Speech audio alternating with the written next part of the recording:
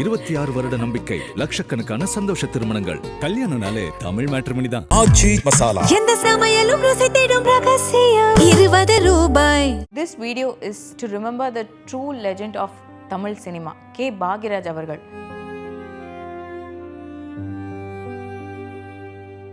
கொஞ்ச நாளுக்கு முன்னாடி தான் வந்துட்டு நடிகை குஷ்பு அவங்களோட மகளான அவந்திகாவோட கல்யாணத்தில் இவரோட அப்பியரன்ஸையுமே பார்த்தோம். அந்த வீடியோஸ் எல்லாமே சர்க்குலேட் ஆகிட்டு இருந்துச்சு. திடீர்னு வந்துட்டு ஒரு நாளுக்கு அப்புறம் அவர் நம்ம கூட இல்லை அப்படிங்கிற ஒரு செய்தி வருது. 17 நாளுக்கு முன்னாடி தான் வந்துட்டு கே பாக்யராஜ் அவரோட மென்டாரான அவரோட ஆசிரியரான பாரதி ராஜா அவரோட இறப்பு செய்தி வந்துச்சு. இப்போ என்னடானா அவரோட சிஷியனான கே பாக்யராஜ். நம்ம எல்லாருக்குமே வந்து கே பாக்யராஜ் அவர்கள் வந்துட்டு ஒரு ஆக்டராகவும் ஒரு டேரக்டராகவுமே நல்லாவே தெரியும். இதையும் தாண்டி அவர் வந்துட்டு not just an actor and a director. இவர் வந்துட்டு இவரோட ஸ்க்ரீன் பிளேவாக இருக்கட்டும், இவரோட ரைட்டிங்காக இருக்கட்டும், அண்ட் தென் இவர் வந்துட்டு பாக்யா அப்படிங்கிற ஒரு மேகசினில் வந்துட்டு எடிட்டராகவுமே இருந்திருக்காரு. இவருமே சில புத்தகங்கள் வந்து எழுதியிருக்காரு. மூவிஸ் பேஸ் பண்ணி, ஃபில்ம் மேக்கிங் பேஸ் பண்ணி, நம்மளோட சைக்காலஜி பேஸ் பண்ணி சில புத்தகங்களுமே எழுதியிருக்காரு. ஆஸ் அ ஃபில்ம் மேக்கராக வந்துட்டு பாக்யராஜ் அவர்கள் வந்துட்டு நம்ம தமிழ் இண்டஸ்ட்ரியில் he has got a big transformation. எங்கே கமர்ஷியலாக ஃபில்ம்ஸ் எடுக்கப்பட்டுச்சோ, எங்கே கிளாமர் அண்ட் ஆக்ஷன் இந்த மாதிரியான விஷயங்களுக்கு வந்துட்டு மெயின் இம்பார்ட்டன்ஸ் கொடுத்தாங்களோ அந்த இடத்துல வந்து இவர் டோட்டலாக அவரோட ஸ்கிரிப்டே மாற்றினார். அதோட பார்வை, கோணல் எல்லாத்தையுமே மாற்றினார். தமிழ் சினிமாவில் வந்து இயல்பாக எடுக்கிற விஷயங்களாக இருக்கட்டும், ஒரு ஃபேமிலி சப்ஜெக்டாக இருக்கட்டும், ஃபேமிலியில் நடக்கிற விஷயங்கள், அந்த எமோஷன்ஸு, அந்த ரியாலிட்டி கூட கனெக்ட் ஆகிற மாதிரி பல படைப்புகள் வந்து இவர் பண்ணியிருக்காரு. இது வந்து தமிழ் இண்டஸ்ட்ரியில் வந்து பயங்கரமான ஒரு டிரான்ஸ்ஃபர்மேஷனாகவே இருந்துச்சு. இவரோட வாழ்க்கை அப்படின்னு பார்த்தா இவர் வந்துட்டு ஜனவரி 7, 1953 வந்து பிறந்திருக்காரு. இவர் வந்துட்டு ஈரோடு கோபிச்செட்டிப்பாளையம் பக்கத்தில் இருக்கிற வெள்ளங்கோயில் அப்படிங்கிற ஊரை சேர்ந்தவர். இவரோட வாழ்க்கையில் வந்துட்டு சினிமா தான் இவருக்கு எல்லாவுமாமே இருந்திருக்கு. சின்ன வயசுலேருந்தே வந்துட்டு இவரோட எண்ணங்கள் எல்லாமே சினிமாக்குள்ளே போகணும், சினிமாவை பற்றி மட்டுமே தான் இருக்குது. இவரும் சரி, இவரோட நண்பரும் சரி, இருவரும் சினிமாவோட ஜேர்னியை தான் ஸ்டார்ட் பண்ணாங்க. அப்படி ஸ்டார்ட் பண்ணுறப்ப தான் வந்துட்டு அவரோட ஆசானான பாரதி ராஜா கிட்ட வந்துட்டு அசிஸ்டன்ட் டைரக்டராக இவர் ஜாயின் பண்ணுறாரு. அசிஸ்டன்ட் டைரக்டராக இவர் ஒர்க் பண்ணுறாரு.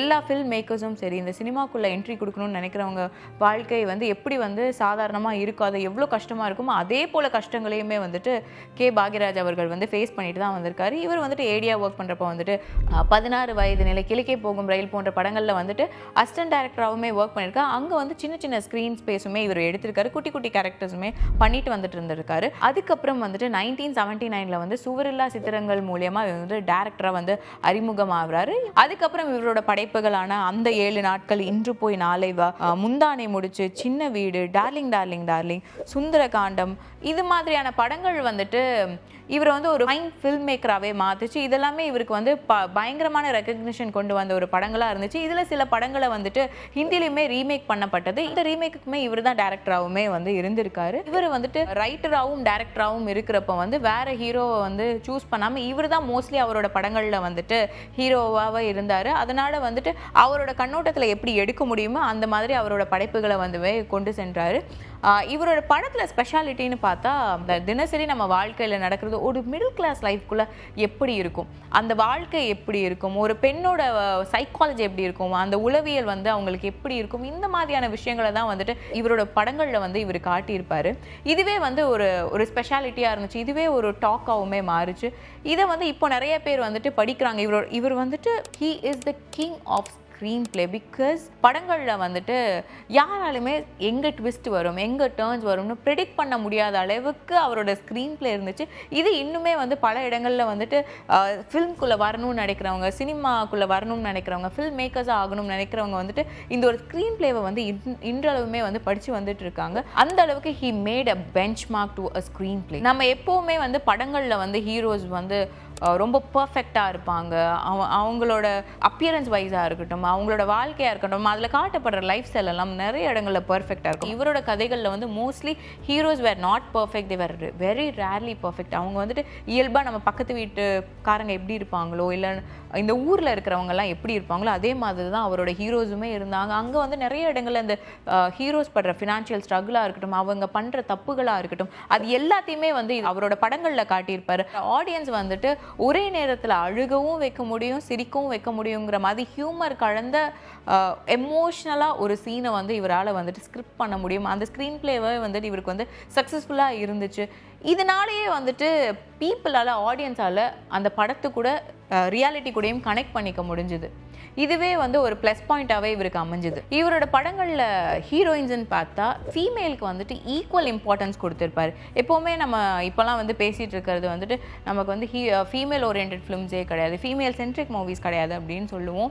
ஏன்னா இங்கே வந்து நிறைய இடங்களில் ஃபீமேல்ஸை வந்துட்டு ஒரு ஐ கேண்டியாவோ இல்லைனா ஒரு அவங்க இருப்பாங்க, ஆனால் அவங்களுக்கான ஸ்க்ரீன் ஸ்பேஸ் நிறைய இருந்திருக்காது. ஆனால் இவரோட படங்களில் வந்துட்டு ஃபீமேலுக்கு ஈக்குவல் ஸ்க்ரீன் ஸ்பேஸ் கொடுத்தாரு. அவங்கள சுற்றி தான் வந்துட்டு அந்த கதை வந்து சுற்றி இருக்கும். கே பாக்யராஜ் அவர்கள் வந்து அவரோட படங்கள் மூலியமாக தான் வந்துட்டு ஊர்வசியும் அவங்களோட சிஸ்டரான கல்பனாவையுமே வந்து ஃபில்ம் இண்டஸ்ட்ரிக்கு வந்து இன்ட்ரடியூஸ் பண்ணுறாரு. இவங்கள வந்து ரொம்ப அழகாகவே வந்துட்டு இந்த படங்களுக்கு ஒரு ஹீரோயின் மெட்டீரியலாக வந்து மோல்ட் பண்ணுறாங்க. இப்போ வரைக்குமே நம்ம அவங்கள வந்து ரொம்ப சக்ஸஸ்ஃபுல்லாக ஊர்வசி அவங்கள பார்த்துட்ருக்கோம். ஒரு இன்டர்வியூவில் வந்துட்டு ஊர்வசி சொல்லியிருந்தாங்க, நான் எப்போ மேக்கப் போட போனாலுமே என் ஆசானான பாக்யராஜ் அவர்களை வந்து மனசில் நினச்சிட்டு தான் நான் வந்து மேக்கப் போடுவேன் அப்படிங்கிற ஒரு விஷயம் சொல்லியிருக்காங்க. அந்த இடத்துல வந்துட்டு பாக்யராஜ் அவர்கள் வந்து எவ்வளோ தூரம் அவங்களோட வாழ்க்கையில் அவங்களோட கெரியருக்கு ஒரு பேஸ்மெண்ட் போட்டிருப்பாருங்கிறது வந்து நமக்கு ரொம்ப அழகாகவே தெரியுது.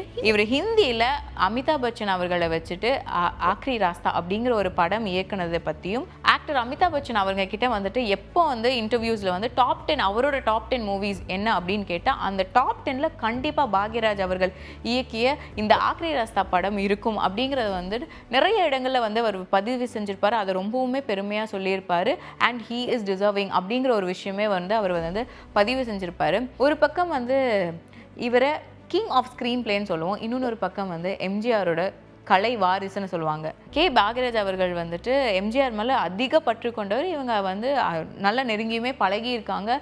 பாக்யராஜோட ஆக்டிங்காக இருக்கட்டும், அவரோட டைரக்ஷனாக இருக்கட்டும், அவரோட ரைட்டிங்காக இருக்கட்டும், இதையெல்லாம் பார்த்து எம்ஜிஆர் அவர்கள் வந்துட்டு ஒரு புது மேடையில் வந்து பாக்யராஜ் தான் என்னோட அடுத்த கலை வாரிசு அப்படின்னு சொன்னார். அதிலிருந்தே வந்துட்டு எம்ஜிஆரோட கலை வாரிசு அப்படின்னு சொல்லியே வந்து பாக்யராஜ் அவர்களை வந்து குறிப்பிடுவாங்க. இது நம்ம ஆளு, நம்ம ஊரில் நம்ம சொசைட்டியில் எப்போவுமே காஸ்ட் அப்படின்னு ஒரு விஷயம் போய்கிட்டே இருக்கும். அது ரொம்ப அழகாக வந்து இதில் வந்து பேசியிருப்பாரு. சொசைட்டியில் வந்து காஸ்ட் எப்படி பார்க்குறாங்க, அது எதுவுமே இல்லை அப்படிங்கிறத வந்து அந்த ஒரு படத்தில் சொல்லியிருப்பாரு. அதே போல் அந்த படத்தோட மியூசிக் கம்போசராக இருந்திருக்காரு. இவ்வளோ விஷயங்கள் நம்ம பார்த்தோம். திடீர்னு எங்கடா அவர் வந்து மியூசிக் கம்போசராக வந்தார் அப்படின்ற ஒரு விஷயம் தோணும். ஒரு நேர்காணலில் இவர் சொல்லியிருப்பார், இவர் எப்படி மியூசிக் கம்போசர் ஆனார், இவர் எப்படி வந்து மியூசிக் கற்றுக்கிட்டாருன்றது. அந்த விஷயத்தில் அவர் என்ன சொல்லியிருப்பாருன்னா, எனக்கும் இளையராஜா அவர்களுக்கும் ஒரு சின்ன கருத்து வேறுபாடு இருந்துச்சு. இது வந்து டைரெக்டாக வந்து இளையராஜா அவர்களால் வந்து கருத்து வேறுபாடு கிடையாது, மூன்றாவது மனிதராக ஒருத்தர் இருந்தார், அவரால் எங்களுக்குள்ளே வந்துட்டு ஒரு கருத்து வேறுபாடு இருந்துச்சு. அதுக்கப்புறம் தான் மியூசிக் மட்டும்தானே நமக்கு தெரியல, அதையும் நம்ம கற்றுப்போமே, டைம் இருக்குது, கற்றுக்கிறதுக்கு வயசும் இல்லை அப்படிங்கிறதுக்காகவே வந்து இவர் போய் மியூசிக் கற்றுக்கிட்டாரு. அதுக்கப்புறம் இது நம்ம ஆளு படத்தோட கம்போசராகவுமே மாறினார். இவரோட ஃபிலிம் கரியர் அப்படின்னு பார்த்தா 75 படங்களுக்கு மேலே நடிச்சிருக்காரு, 25 படங்களுக்கு மேலே இயக்கியிருக்காரு. இவர் கடைசியாக இயக்கின படம் வந்து சித்து +2, அதுவுமே வந்துட்டு அதில் கதாநாயகராக அவரோட மகனான சாந்தனு அவர்கள் வந்து நடிச்சிருந்தாங்க. யூஸ்வலாக நமக்கு பாக்யராஜ் அப்படின்னு சொன்னாலே வந்து ஞாபகம் வர்றது அவர் போட்டிருக்கிற அந்த கண்ணாடி, அவரோட பாடி லாங்குவேஜ், அவரோட டான்ஸாக இருக்கட்டும். முருங்கக்கா அப்படின்னாலே வந்துட்டு எல்லாருக்குமே தோன்ற விஷயம் பாக்யராஜா தான் இருக்கும் கண்டிப்பாக. அதுக்கப்புறம் அவர் ஒரு பொது மேடையில் அதுக்கு ஒரு விளக்கமுமே கொடுத்துருந்தார். அவரோட படங்களில் ஏன் வந்து முருங்கக்காங்கிற ஒரு விஷயத்தை ப்ரொமோட் பண்ணார் அப்படிங்கிறதுக்குமே அது ரொம்ப ஹியூமரஸான ஒரு விஷயமாகவுமே சொல்லியிருந்தார். அவரோட ஹியூமரையுமே அந்த படங்களில் வந்து ரொம்ப இயல்பாக காட்டியிருப்பார். இவரோட பர்சனல் லைஃப் அப்படின்னு பார்த்தா 1981 பிரவீனா அப்படிங்கிறவங்களை வந்து இவர் திருமணம் செஞ்சு கொள்கிறாரு. 1983 வந்து பிரவீனா அவர்கள் வந்து உடல்நலை குறைவால் வந்து காலமாறாங்க. அதுக்கப்புறம் வந்து 1984 வந்து பூர்ணிமா ரவி அவர்களை வந்துட்டு கல்யாணம் பண்ணிக்கிறாரு. இவங்க வந்துட்டு இவர் கூட டார்லிங் டார்லிங் டார்லிங் இவர் இயக்கிய படத்தில் இவங்க கூட ஹீரோயினாக நடித்தவங்க ஆக்ட்ரஸ் பூர்ணிமா அவர்கள். அதுக்கப்புறம் இவங்களுக்கு வந்து 2 குழந்தைங்க இருக்காங்க.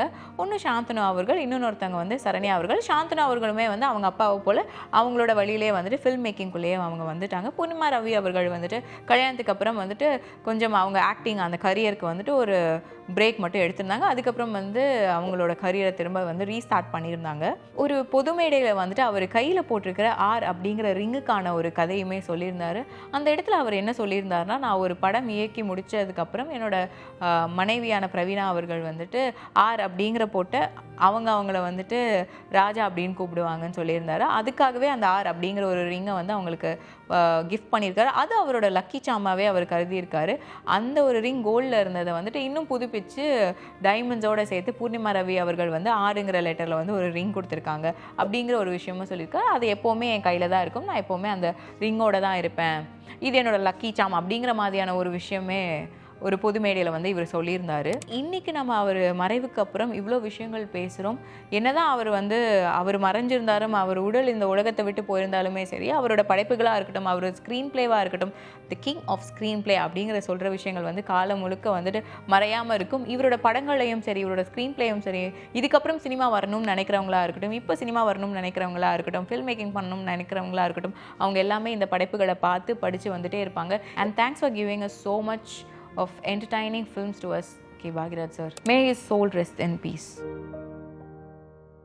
26 வருட நம்பிக்கை, லட்சக்கணக்கான சந்தோஷ திருமணங்கள். கல்யாணம்னாலே தமிழ் மேட்ரிமோனி தான். ஆச்சி மசாலா. எந்த சமையலும் ருசி தேடும் ரகசியம் 20 ரூபாய்.